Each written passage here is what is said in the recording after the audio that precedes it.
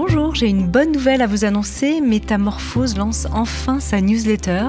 Si vous avez envie de suivre les actualités du podcast, de participer à nos conférences, de découvrir les ateliers en avant-première, inscrivez-vous gratuitement à la newsletter. Je vous l'envoie un mercredi sur 2.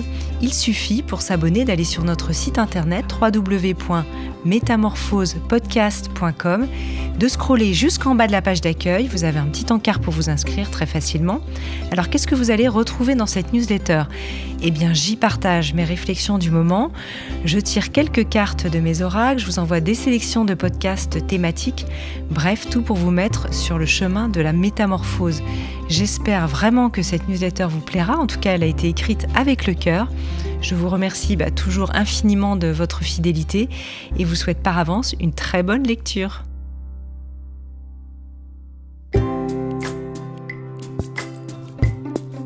Bienvenue dans le Best-of Métamorphose, une série spéciale qui vous permet de découvrir ou de redécouvrir les épisodes les plus écoutés de Métamorphose.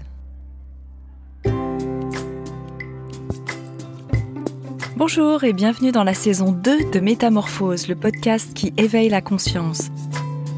Je suis Anne Guéquier, fondatrice du magazine Féminin Bio, auteure et éditrice de projets engagés pour un nouveau monde. Chaque lundi, dès 7h, nous partons ensemble à la découverte d'un sujet lumineux avec une personnalité qui porte une voix d'éveil des consciences. Métamorphose, le podcast qui éveille les consciences. Rayonner de beauté, tant intérieure qu'extérieure, est le fruit d'une alchimie complexe entre le corps, l'esprit, l'alimentation et le mode de vie. Depuis des millénaires, l'Ayurveda, médecine holistique venue de l'Inde, propose un accompagnement complet de la santé et de l'être. Mon invitée est une experte en pharmacotoxicologie et s'intéresse depuis plus de 20 ans aux produits d'origine naturelle. Elle est connue pour ses livres best-sellers et sa transmission sur les soins à faire soi-même et les actifs de plantes naturelles. Elle vient nous partager aujourd'hui les divins secrets de beauté ayurvédique, qui est aussi le titre de son nouveau livre aux éditions Erol. Bonjour, chère Sylvie Ampiquian, bienvenue dans Métamorphose. Oui, bonjour Anne. Alors, comment toi, qui es passionnée de plantes et d'histoire, es-tu tombée amoureuse de l'Inde et de l'Ayurveda ? Alors en fait, mon histoire avec l'Inde, elle a commencé pas très loin d'ici, dans le 10e arrondissement de Paris, où j'habitais vers la fin des années 80. Et j'ai vu naître le quartier indien, j'ai vu ouvrir le premier magasin, puis les suivants, et c'est devenu donc le quartier indien de La Chapelle. Et donc moi je me suis toujours intéressée un peu aux produits qui étaient vendus dans ces boutiques. Et le hasard a voulu qu'une dizaine d'années plus tard, je travaille dans le cadre de l'expertise pharmacotoxicologique sur une veille scientifique pour un grand laboratoire cosmétique français sur les actifs du monde et notamment les actifs indiens. Donc voilà, j'ai un petit peu fait le lien entre la pratique quotidienne et puis la science. Il se trouve aussi que j'ai rencontré diverses personnes passionnées par l'Inde, notamment le docteur Guy Avril, qui est un médecin naturopathe et qui a été formé à l'Ayurveda en Inde, et également Valentina Princip, une amie italienne qui est illustratrice et qui a illustré donc l'ouvrage paru chez Erol, et qui est également masseuse ayurvédique et qui a également été formée en Inde. Donc tout ça plus ça m'a poussée en fait à écrire ce livre. Et puis par contre, je ne suis jamais allée en Inde, tout simplement parce que j'ai la phobie de l'avion. D'accord, bon, écoute, on peut connaître et découvrir un pays à travers aussi, bien sûr, les livres, tu le disais, la pratique des ingrédients, c'est ce que tu as fait. Alors, comment on peut décrire l'Ayurveda, qui est la plus ancienne médecine du monde ? Alors, brièvement, en fait, l'Ayurveda, c'est une pratique holistique, c'est-à-dire globale, qui considère l'individu dans son ensemble et l'individu étant lui-même placé au cœur de l'univers et de la nature et de son environnement. D'un point de vue plus précis, l'Ayurveda rassemble une médecine, mais également une diététique et un mode de vie, une qualité de vie. Alors, la flore de l'Inde est bien connue. Alors, moi, j'y suis allée en Inde. Je n'avais pas la phobie de l'avion. Maintenant, je l'ai un peu plus, effectivement, comme toi. Je ne sais pas si j'y retournerai. Et la flore est d'une richesse vraiment incomparable. C'est extraordinaire. C'est vrai, quand on va là-bas, on est frappé par les odeurs, le jasmin, etc. sur les marchés. Est-ce que l'Ayurveda est quand même adapté à notre mode de vie occidental ? C'est la question qu'on se pose toujours. Il y a quelques années, j'aurais dit non. Oui. Mais notre culture est en train de changer. C'est vrai que très rationnel, on était tourné vers le consumérisme, vers le productivisme, mais les mentalités changent énormément et les personnes se tournent de plus en plus justement vers ce genre de pratiques corps-esprit qui leur permettent de se réconcilier avec eux-mêmes, de réconcilier leur corps et leur esprit, et de se réconcilier aussi avec la nature et avec tout notre environnement en fait. Oui. Alors, selon l'Ayurveda, il y a un mot dont tu parles dans ton livre qui est Saundarya, je ne sais pas si je le prononce bien, qui désigne en fait le principe de beauté et qui repose sur 3 piliers en Ayurveda. Alors, est-ce que tu peux un peu nous en parler ? Oui. Bon, en fait, on retrouve ça un petit peu aussi en Occident, mais le premier principe, c'est la beauté extérieure. Rupam, c'est avoir une belle peau, de beaux cheveux, éventuellement une belle ligne, mais c'est un peu plus secondaire en Inde. Ensuite, c'est Gunam, c'est la beauté intérieure, c'est la bonté, la générosité, l'empathie, voilà.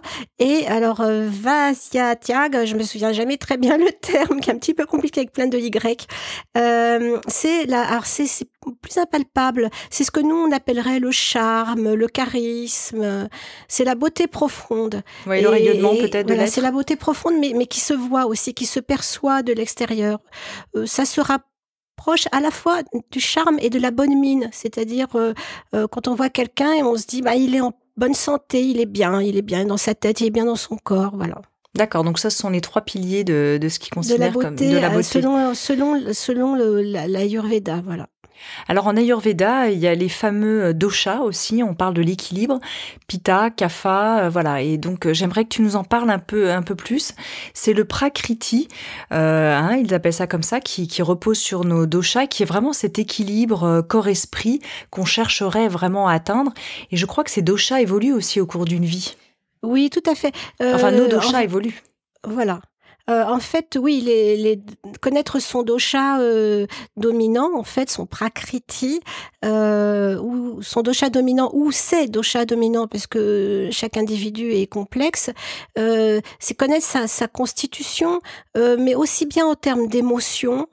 C'est vrai qu'on connaît des personnes qui sont plutôt émotives, des personnes qui sont plutôt froides, des personnes qui sont colériques, voilà. Et ça va souvent avec des caractéristiques physiques. Tu peux un petit peu nous les décrire, ces 3 doshas, Vata, Pitta, Kapha, c'est ça ? Alors, disons que, grosso modo, Pitta, c'est un petit peu la personne nerveuse et très active, qui va avoir tendance à avoir la peau plutôt réactive et à perdre ses cheveux, voilà. Entre autres caractéristiques physiques, et qui est plutôt mince. Kapha. Alors Kapha, c'est plus la personne un peu lymphatique qui va avoir tendance un peu à prendre du poids, à être constipée, à peut-être manquer un tout petit peu de dynamisme, voilà. Et Vata, alors c'est la personne qui est plutôt aérienne, plus spirituelle, souvent très maigre, et qui a une activité assez intermédiaire, mais souvent tournée plutôt vers l'intellect.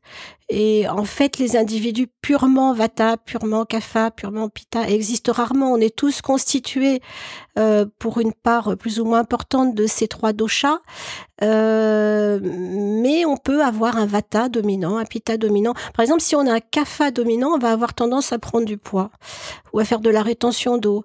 Si on est Pitta, on va avoir tendance à avoir de l'acidité gastrique. C'est un peu la personne stressée, quoi. Et donc, l'Ayurveda, son but, c'est de rétablir l'équilibre, parce que la constitution idéale, c'est part égale de Vata, Pitta, Kapha. Et donc, on va, plutôt que de stimuler le Kapha insuffisant, on va plutôt avoir tendance, en Ayurveda, à apaiser le Kapha dominant. D'accord. Donc c'est important, quand on a une alimentation, quand on fait des soins, de pouvoir l'adapter à son dosha. Voilà, tout à fait. Alors, ce que j'explique dans le livre, c'est qu'on peut utiliser les plantes indiennes.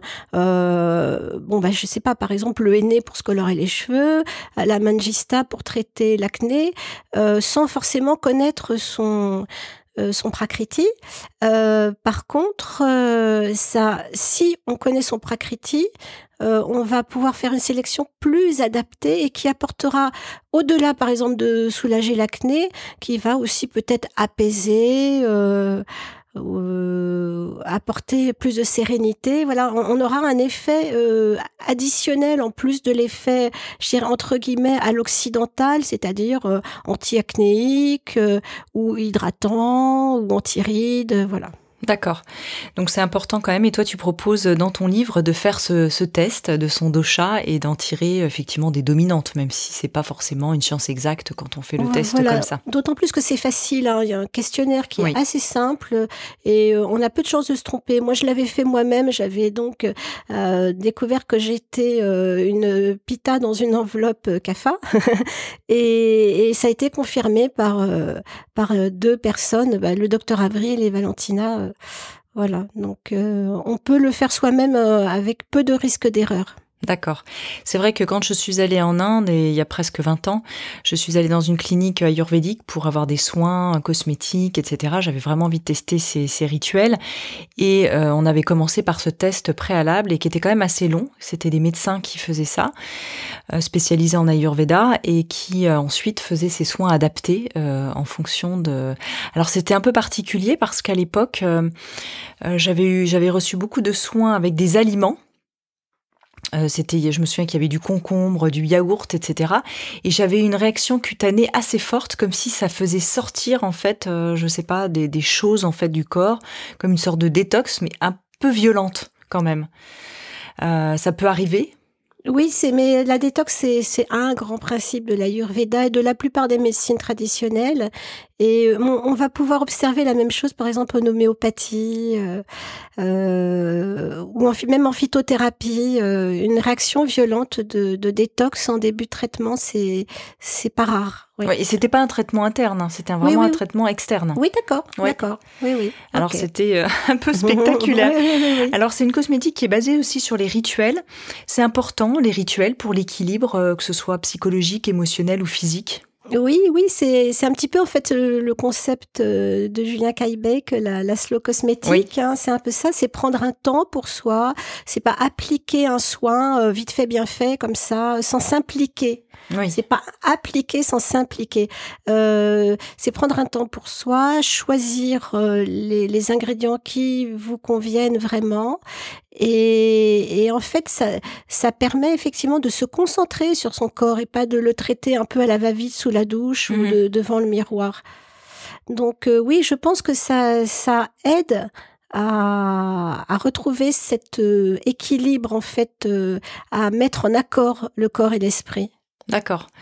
Donc ça, c'est important. Et en parlant de rituel, tu parles de cet arbre que vénèrent les femmes, qui est l'Ashoka, qui célèbre l'énergie féminine de la Shakti. Et dans un extrait du Rig Veda, qui est un texte canonique de l'hindouisme, qui a été écrit entre 1500 et 900 avant Jésus-Christ, tu dis, alors je le lis, c'est « Ô vous les herbes, nées au commencement des temps plus anciennes que les dieux eux-mêmes, ô plantes avec cet hymne, je chante pour vous, nos mères et nos dieux ». Je trouve ça très beau. C'est important, en fait, d'être dans ces rituels, de vénérer la nature plus que chez nous, ou alors on a oublié ça?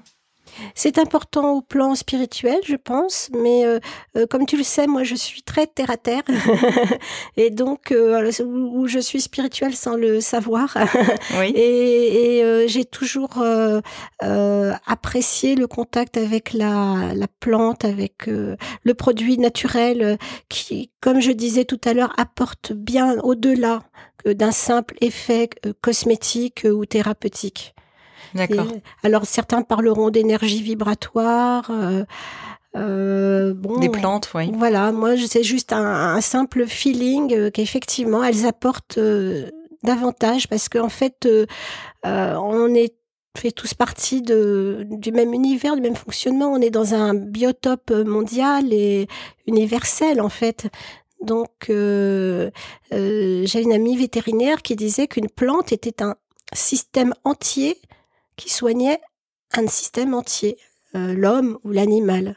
Et on revient au totum, effectivement, de la plante et de l'être humain aussi. On en a pas mal parlé avec ce passionné de botanique qui est François Couplan dans un podcast à ce sujet.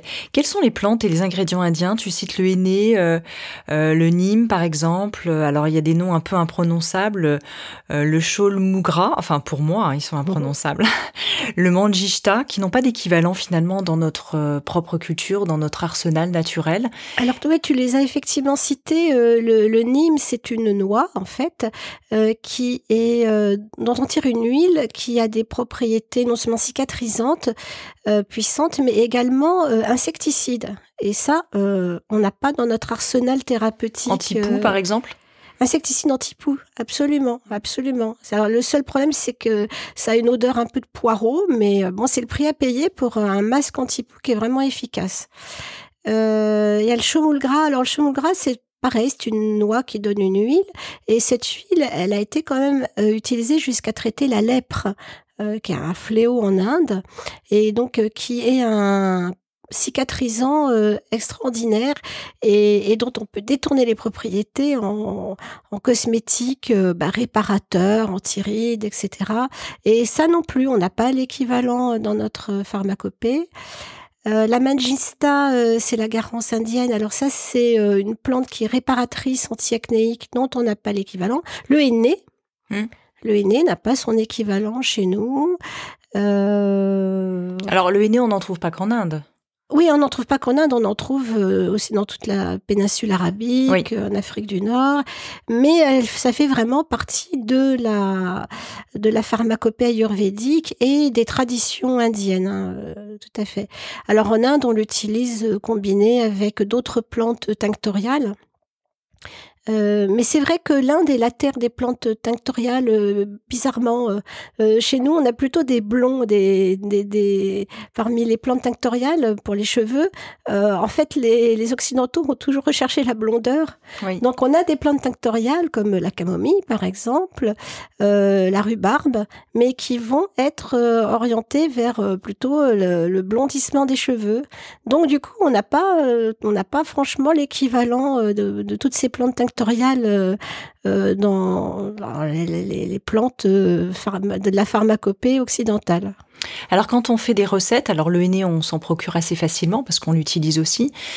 C'est vrai que les indiennes sont plutôt très brunes, voire ont les cheveux noirs. On voit assez peu de blondes là-bas. Mais est-ce qu'on peut trouver facilement les autres plantes dont tu parlais ? Comment est-ce qu'on se procure ces ingrédients ? Tout à fait. Alors en fait, il y a beaucoup de plantes, en dehors de ces plantes, je dirais, entre guillemets, un peu exotiques, il y a beaucoup de plantes qu'on partage en fait, notamment par exemple la rose. La rose, elle est universelle et les Indiens utilisent énormément la rose, principalement sous forme de poudre de pétales. C'est une rose qui est proche de la rose de Damas en fait, rose parfumée. L'amande, l'huile d'amande douce est très utilisée. Le concombre. Le concombre est incontournable, c'est le même concombre que nous. Le yaourt, alors le yaourt ou le lait fermenté, voilà. Type un peu kéfir. Voilà, oui. Le beurre, on utilise beaucoup le beurre clarifié. Le ghee, c'est ça. Voilà, il y a beaucoup d'autres exemples. Le citron, l'orange, les agrumes. Et puis la noix de coco en fait qui est tropicale, qu'on retrouve sur toute la planète dans les régions tropicales et qui fait aussi, on peut dire, pratiquement partie de nos traditions, en tout cas qu'on retrouve dans toutes la bonnes épiceries, quoi. On va retrouver de la poudre de coco partout, donc on peut considérer qu'elle fait partie de notre tradition aussi. D'accord, donc ça c'est bien parce que finalement ils sont plus faciles à trouver et c'est vraiment ce qu'on a en commun et ce qu'ils utilisent aussi en Ayurveda qu'on peut adapter. C'est notre tronc commun, exactement. Alors justement, on va passer un peu plus à la pratique. Alors il n'y a pas d'image évidemment, donc quand tu vas nous parler de recettes, il va falloir, on pourra les retrouver. Je les proposerai aussi pour celles et ceux qui nous écoutent, s'ils ont envie de passer à la pratique. Alors tu proposes un programme complet de soins du visage en 8 étapes à faire 1 fois par semaine ou 2 fois par mois. Est-ce que tu peux nous partager un peu cette version un peu rapide de ce programme de nettoyage? Oui, parce qu'en fait, le véritable soin comporte 8 étapes, donc ça fait un petit peu long au quotidien, mais on peut faire par exemple une fois par semaine. On va commencer par pratiquer un bain de vapeur. En mettant tout simplement, par exemple, dans de l'eau bouillante, des pétales de rose, mais on peut aussi mettre de la sauge, de la verveine, on va dire une plante purifiante qu'on a sous la main, de la menthe. Donc on fait bouillir l'eau, on met la plante et on s'expose à la vapeur hors du feu, bien sûr, pendant environ 5 minutes. Ensuite, on tamponne et là, on va appliquer une huile végétale. Qui peut être par exemple une huile indienne comme l'huile de sésame ou l'huile de nigel, mais on peut mettre de l'huile de tournesol ou un sérum qu'on aime bien, quoi. Voilà, une huile visage. On se masse le visage avec. On fait ça plutôt pénétrer. Le soir, Sylvie? Oui, généralement, on a plus de temps et puis bon, si on fait un gommage, on peut avoir de légères rougeurs éventuellement. D'accord. Donc, on peut être très légèrement échauffé parce que c'est un soin qui va vraiment stimuler la peau, voilà. Donc, c'est peut-être mieux le soir, effectivement. Donc, après avoir appliqué l'huile, là, on va faire un masque. Moi, je conseille tout simplement, parce que c'est universel, d'humidifier de la poudre de pétales de rose. On obtient une pâte de la consistance d'un dentifrice à peu près. On l'applique sur le visage, on laisse poser une dizaine de minutes. Alors en Ayurveda, on ne laisse jamais sécher les masques. D'accord, contrairement à l'argile chez nous, par exemple. Voilà. Et donc, on va gommer, on va le retirer en gommant. Comme ça, on fait d'une pierre deux coups. On rince. Et on tamponne, et là on applique sa crème hydratante habituelle, et là on va avoir une peau, mais vraiment une mine. Quand on fait ce genre de soin, il y a un avant et un après. Ah oui, ça donne envie. Oui, vraiment, c'est visible. On dit oui, quand on se voit dans la glace, ouais, c'est vrai. Ça réveille, ça stimule le teint, ça réveille, ça donne bonne mine, cette fameuse bonne mine qui est le 3e principe de la beauté. Oui. Un teint éclatant. Ayurvédique, voilà. Alors le masque, on peut trouver cette poudre de rose à quel endroit, par exemple? Donne-nous quelques noms de boutiques où on peut l'acheter, même en ligne, par exemple. Alors on la trouve dans toutes les bonnes épiceries indiennes. D'accord. On la trouve sur Internet, dans les sites spécialisés dans les ingrédients pour cosmétiques, dont un site très très connu dont les initiales sont A à Z. Type Aromazone. Alors on n'est pas contraint au niveau des marques, on peut en citer, il n'y a pas de souci. Donc Aromazone, par exemple. Aromazone a vraiment développé une gamme intéressante de produits ayurvédiques de très bonne qualité. Donc ils ont à peu près toute la gamme. Donc la poudre de rose. Et on peut éventuellement, si on a un jardin, si on a des roses parfumées, non traitées, on fait sécher les pétales jusqu'à une consistance vraiment de parchemin. Et puis on les passe au moulin. Et on peut ensuite utiliser cette poudre de rose gratuite, en fait, pour faire ces masques bonne mine. Voilà. Quel que soit le type de rose qu'on ait dans le jardin. Il faut que ce soit des roses colorées et parfumées. D'accord. Donc ça, c'est Voilà. En quantité, pour faire une poudre, il faut combien de pétales? Il en faut pas mal. En fait, c'est un bon rendement quand même. Oui. Si on a un rosier avec une dizaine de roses, on a déjà un bon petit volume de poudre pour faire, je sais pas, peut-être... en gros, je dirais presque un masque pour une rose. Ah oui, c'est bien. Voilà, parfait. Oui, le rendement est bon. Et le bain de vapeur, combien de temps? Je ne sais pas si tu l'as dit. Le bain de vapeur, c'est 5 minutes environ. D'accord, c'est pas très long. Okay.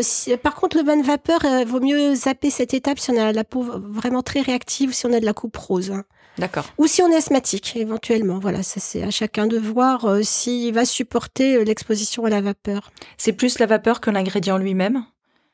Oui, là c'est quand même plus la vapeur. D'accord. L'ingrédient c'est plus, je dirais, il y a une part de plaisir dedans, des arômes.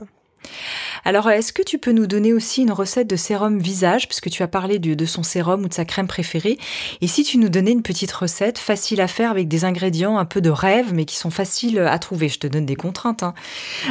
Voilà. Alors moi j'ai un sérum express en fait, c'est-à-dire qu'on va fabriquer au coup par coup pour chaque soin, mais qui est tellement facile à faire.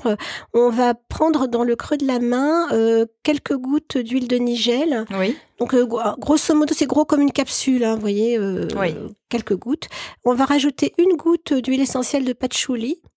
Donc on mélange ça va être très aromatique, très puissant, et on applique sur le visage nettoyé avant de mettre sa crème, ou le soir on peut le mettre directement en guise de crème de nuit. Et c'est un soin qui va être à la fois anti-rides, stimulant et également aussi anti-acnéique. Très Donc bien. c'est vraiment pour toutes les peaux. Parfait. En coût, à peu près, quand on achète ces ingrédients, ça nous fait un sérum là, en à combien? l'occurrence, l'huile de nigel n'est pas excessive et l'huile essentielle de patchouli est une des moins chères. Donc, c'est vraiment un soin qu'on va pouvoir se faire vraiment à moindre coût. Là, ça va être de l'ordre de, je dirais, peut-être une fraction de centime, hein, pratiquement pour un soin.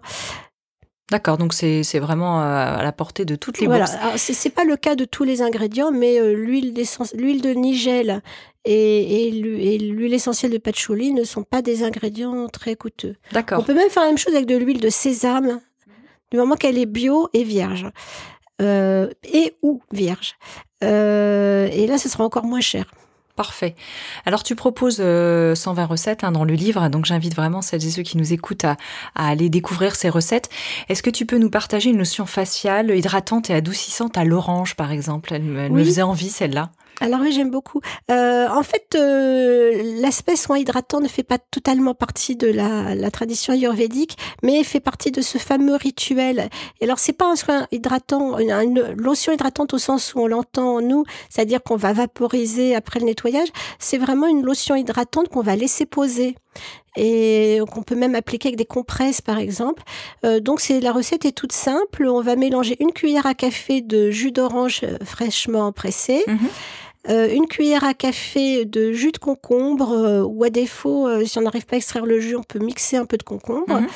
Et ensuite, 1 cuillère à café d'eau de rose, d'hydrolat de rose. On mélange ça et on applique généreusement sur le visage et on laisse agir avant de tamponner. Et si on a utilisé de la pulpe de concombre, on va l'éliminer avec un linge.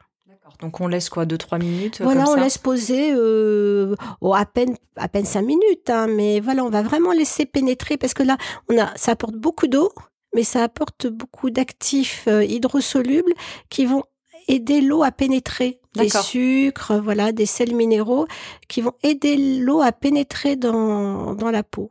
Et on n'a jamais la peau suffisamment hydratée, donc c'est un soin qui est vraiment loin d'être inutile. On peut le faire tous les jours ou une fois par semaine? On pourrait le faire tous les jours, mais c'est quand même un soin assez long et puis qui ne se conserve pas. D'accord. Donc, moi, je conseillerais plutôt de le faire, par exemple, dans le cadre de son petit rituel hebdomadaire. D'accord. Parce qu'en plus, ça va avoir un effet hydratant durable. Très bien.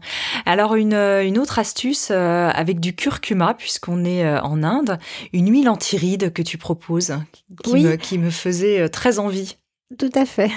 Alors, le curcuma, c'est à la fois un antioxydant puissant, donc anti-âge, anti-rides, et puis il contribue à donner bonne mine. C'est l'attribut de Lakshmi, qui est la déesse de la beauté. Oui. Dans l'hindouisme. Et en fait, là, ça va être un travail un peu plus à long terme. On va faire macérer 10 grammes de poudre de curcuma, c'est-à-dire l'épice, tout simplement, dans 100 millilitres d'huile végétale. Moi, je pense qu'un bon choix, c'est sésame ou tournesol. On va laisser macérer ça pendant 1 semaine, en agitant, si possible, 1 fois par jour. D'accord. Et ensuite, il n'y aura plus qu'à filtrer et on aura une huile dorée qui va être à la fois donc préventive des rides et sublimatrice du teint. Et d'ailleurs, il faudra voir éventuellement les peaux très très claires peuvent la diluer si les personnes la trouvent un peu trop foncée. On peut la diluer un peu parce que c'est une huile qui va être quand même très très colorée. Ça tâche un peu peut-être le curcuma? Alors le curcuma, oui. Le curcuma tâche notamment les instruments en bois. Oui. Mais bon, donc voilà, il faut faire attention effectivement quand on utilise le curcuma et certaines plantes tinctoriales comme la mangista, alors qui colore en rouge les serviettes de toilette. Donc ouais, voilà, quand on manipule ces produits, il vaut mieux utiliser soit des instruments qu'on va réserver pour ça, si on utilise du bois, soit du linge de couleur foncée, parce que bon, c'est pas sale, c'est juste que ça laisse des traces. D'accord.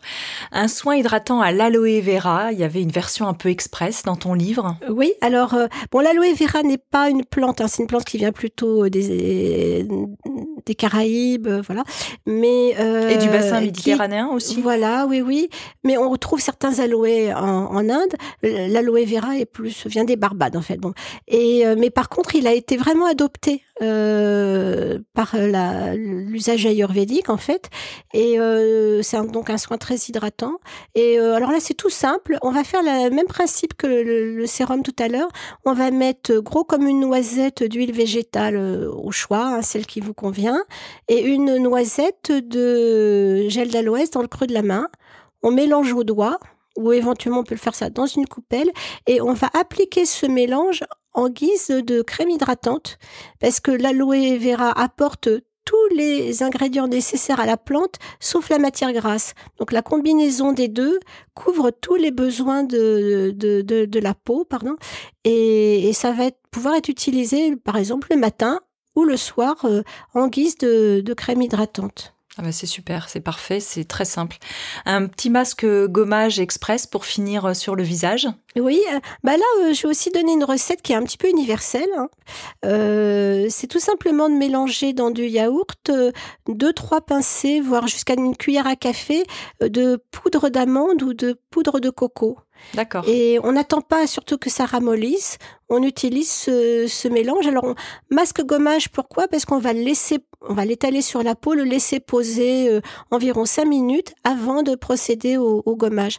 Comme ça, on a le double avantage de bénéficier des actifs du yaourt, qui est hydratant, et ensuite de bénéficier des propriétés gommantes et du yaourt exfoliante, le yaourt est exfoliant, et de la noix de coco. Donc c'est pour ça que ça s'appelle un masque gommage, voilà. Noix de coco ou amande. Ou d'amande, voilà. Et après on se lèche ou de noisette éventuellement, mais là on s'éloigne un petit peu plus. D'accord, et après on peut se lécher les babines et manger le... Oui, parce que si on a la peau grasse, acnéique, on peut rajouter aussi du miel. Et là, le plus difficile, c'est de ne pas manger la préparation. C'est ça. Alors, les Indiennes ont une autre façon d'entretenir leurs cheveux. D'ailleurs, elles n'ont pas la même nature de cheveux que les nôtres. Elles sont plus proches, tu dis, dans les rituels, de la mouvance du no-poo, c'est-à-dire du pas de shampoing, dans leur philosophie. Oui, tout à fait. Même si malheureusement ça a tendance à se perdre un petit peu, mais les Indiens ont un véritable culte à leurs cheveux. Ils ont vraiment développé beaucoup de solutions naturelles, mais depuis des millénaires, et notamment des shampoings en poudre, en fait, des poudres de plantes, qui justement, comme on disait tout à l'heure, n'ont pas d'équivalent chez nous. Et notamment le célèbre shikakai. Alors le shikakai, il fait beaucoup rire parce qu'il a un nom amusant, et puis parce que sur les boîtes, c'est écrit que c'est un bousilleur de saleté. Sur les boîtes de la marque, c'était mal traduit par un ordinateur, en fait. Bousilleur de saleté. Et voilà, donc sur Internet, il est surnommé le bousilleur de saleté. Et c'est vraiment un shampoing qui est extrêmement efficace. Il suffit d'humidifier la poudre, à peu près une bonne cuillère à soupe de poudre, et pour avoir la consistance d'une pâte à crêpes à peu près, et on applique ça sur les cheveux humides, on malaxe bien, on laisse agir 2-3 minutes et on rince, et donc ça nettoie vraiment les cheveux, ça donne du volume, et surtout ça donne un tonus général, mais c'est difficile à expliquer, comme si on avait fait un massage ou une coupe énergétique, vraiment... Un tonus, tu veux dire à l'ensemble du corps ou aux cheveux ? Quand tu parles de tonus général. Tu l'appliques sur les cheveux, tu te fais le shampoing, et après tu ressens un tonus général, c'est assez stupéfiant, quoi. C'est vraiment très très étonnant. Parfait. Parce que déjà on masse un petit peu forcément en faisant le shampoing. C'est une plante qui est un petit peu irritante. Alors, faut faire attention parce que ça pique les yeux, mais du coup je pense qu'elle va stimuler énormément de terminaisons nerveuses qui sont très nombreuses au niveau du crâne, et ça donne vraiment une sensation qu'on n'aura jamais avec un shampoing moussant, c'est incomparable. Où est-ce qu'on trouve cette poudre miracle? Pareil sur Aromazone ou dans les boutiques indiennes? Le shikakai se trouve assez facilement, donc également pour les Parisiennes, notamment dans les épiceries indiennes, et c'est pas cher du tout, vraiment. D'accord, il faut privilégier une qualité particulière, bio de préférence, s'il n'y a pas forcément de certification. Alors, je pense que si on achète chez Aromazone, il est peut-être un peu plus garanti. Hein. Je ne saurais pas s'il serait bio, mais peut-être plus garanti en termes de qualité. Mais la marque des magasins indiens, là, Esch, et il y a quelques autres marques, elle n'est pas garantie bio, hein, absolument pas. Bon, mais personnellement, elle ne m'a jamais déçue. Donc, d'accord, et elle te donne ce tonus et cette... c'est incroyable. Par contre, le prix à payer, c'est que ça pique les yeux, il faut vraiment faire attention. D'accord. Hein. Et également, quand on l'utilise, ça ressemble à du cacao, mais la poudre fait éternuer comme le poivre. Hein. Donc, il faut faire attention aussi si on est asthmatique quand on manipule le shikakai. D'accord, un peu de précaution d'usage. Quelles sont les autres règles d'or en Ayurveda pour avoir de beaux cheveux, Sylvie Ampiquian ? Alors, déjà, je dirais règle d'or en Ayurveda, voire en général. Donc, avoir une bonne alimentation, hein, parce que le cheveu est vraiment le reflet de la santé. Bonne alimentation et sommeil, et essayer de combattre son stress, parce que vraiment, les cheveux ne sont pas une production cutanée, comme on le dit souvent. C'est vraiment le prolongement des cellules cutanées. Hein. Ce sont des cellules, hein, les cheveux. Des cellules mortes, mais ce sont des cellules. Donc, ils reflètent vraiment la santé. Donc, une bonne hygiène de vie, ça c'est déjà fondamental.